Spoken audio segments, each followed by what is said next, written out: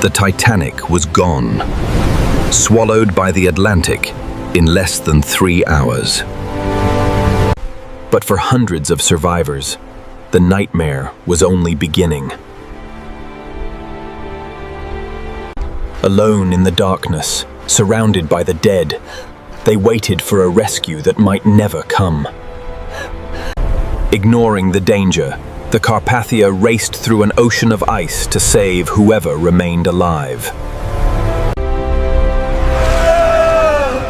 As dawn arrived, hope appeared on the horizon. What they witnessed that morning would haunt them for the rest of their lives. This is the untold story of what happened after Titanic sank, and how one night changed the world forever. On Thursday, April 18, 1912, telegraph machines across the globe were tapping non-stop. Early reports coming out of the North Atlantic were confusing. Something had happened to the White Star Line's newest luxury liner. Back then, information moved slowly, and the public inherently trusted corporate management. So when White Star's Vice President Philip Franklin assured everyone there was no cause for concern, people listened.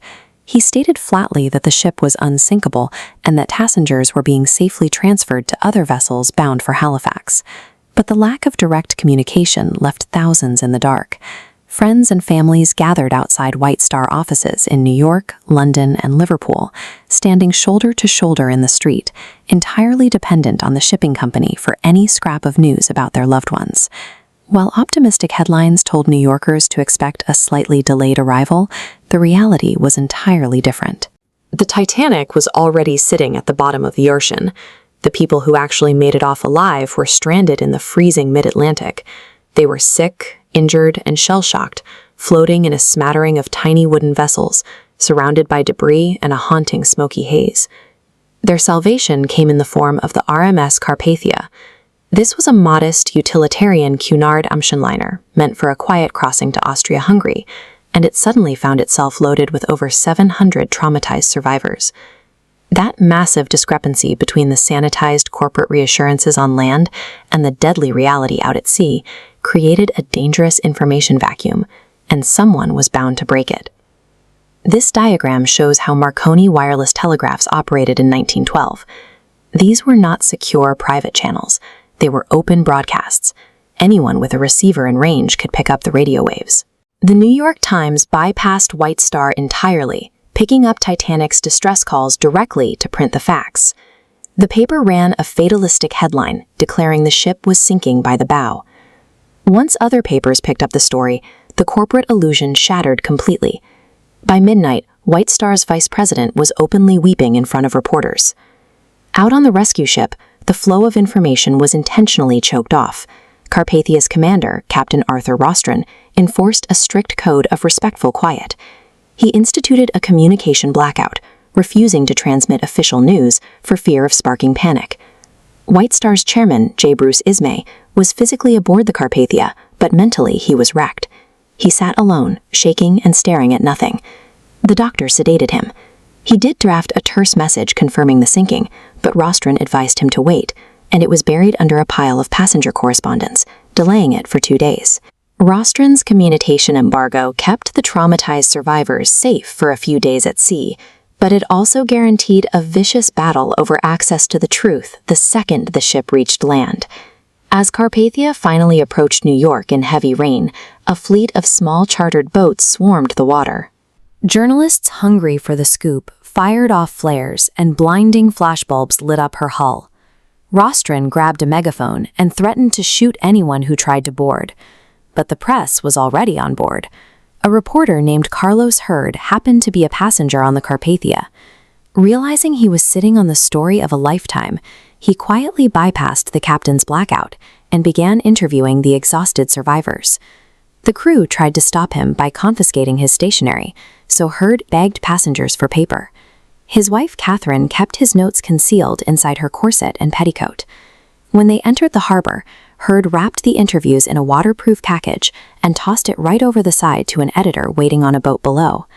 Inside Carpathia's wireless room, the 22-year-old surviving Titanic operator, Harold Bride, was working around the clock. He had almost frozen to death, trapped under an overturned lifeboat, but with severely frostbitten legs, he sat at the telegraph machine, helping process the massive backlog of messages for worried families. When the ship docked, the head of the wireless company, Guglielmo Marconi, walked right aboard with a New York Times reporter. He approached Bride and offered him the modern equivalent of $16,000 for the exclusive rights to his story. Bride took the money, and the paper published it on the front page the next day. The smuggling of facts, the bribery, the outright purchase of survivor trauma, this relentless pursuit of the scoop birthed an aggressive style of disaster reporting. The weather mirrored the grim reality.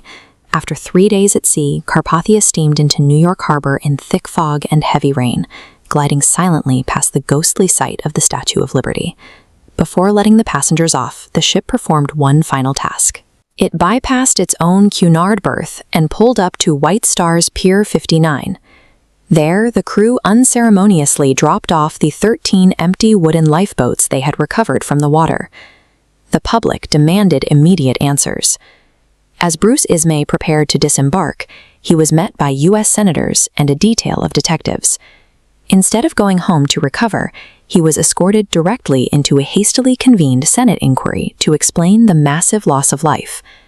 The American press found their villain. Powerful newspaper chains immediately targeted the White Star chairman, branding him a coward for daring to save himself while hundreds died. They nicknamed him J. Brute Ismay, permanently destroying his reputation. Looking back decades later, 17-year-old survivor Jack Thayer observed that the world before the disaster had a quiet tenor to its way. He wrote, "The disaster about to occur was the event that not only made the world rub its eyes and awake, but woke it with a start. The sinking of the Titanic destroyed the slow, trusting era of the past. In its wake, it left a society driven by rapid communication, demanding instant accountability, and fueled by a relentless news cycle.